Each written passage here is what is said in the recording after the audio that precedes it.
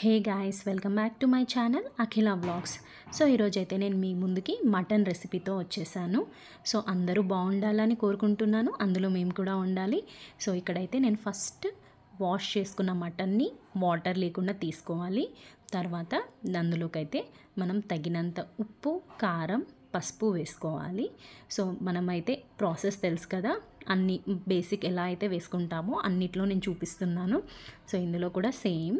So మనము తగినంత ఉప్పు, కారం, పసుపు, ధనియాల పొడి వేసుకోవాలి. సో నేనైతే ఇక్కడ ఇంట్లో చేసుకున్న గరం మసాలా ఉంటుంది కదా, అది కూడా యాడ్ చేసుకుంటున్నాను.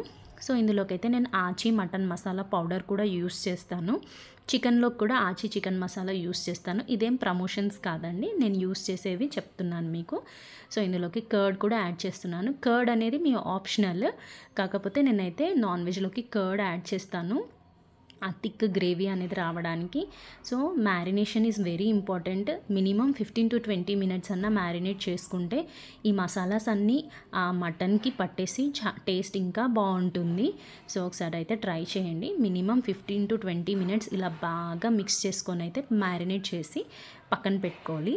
సో నేనైతే ఇలా మిక్స్ చేసేసుకొని పక్కన పెట్టేసుకుంటున్నాను. ఇంతలోకి నేను మనకి థిక్ గ్రేవీకి కావాలి కదా పేస్ట్, అదైతే రెడీ చేసుకుంటున్నాను. ఇందులోకి కాజు, బగారా ఆకు, 2 లవంగాలు, ఇలాచి, సాజీరా, 1 టమాటో, ఎండుమిర్చి, కొబ్బరి అండ్ నువ్వులు, గసగసాలు కూడా తీసుకొని మనం ఇదైతే పేస్ట్ చేసి పక్కన పెట్టేసుకోవాలి. సో ఇదైతే మనకి వెరీ ఇంపార్టెంట్ ఆ థిక్ గ్రేవీ రావడానికి. చూసారు కదా, ఇక్కడైతే మ్యారినేట్ చేసిన మటన్ని ఇప్పుడు మనం ఒక బాండీ పెట్టేసుకొని అందులోకి మటన్లోకి కావాల్సినంత తగినంత ఆయిల్ పోసుకొని, నేను ఆల్రెడీ ఆనియన్స్ ఇంకా పచ్చిమిర్చి కట్ చేసి పెట్టేసుకున్నాను.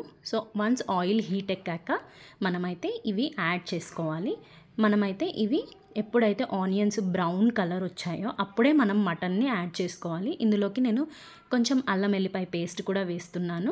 ఆ పచ్చివాసన పోయి ఎప్పుడైతే ఆనియన్స్ బ్రౌన్ కలర్ వస్తుందో అప్పుడైతే మనం మటన్ని యాడ్ చేసి మటన్ని కూడా మనము ఆయిల్లో బాగా ఉడికించాలి. అప్పుడే ఆ మటన్లో ఉన్న పచ్చివాసన కూడా పోతుంది.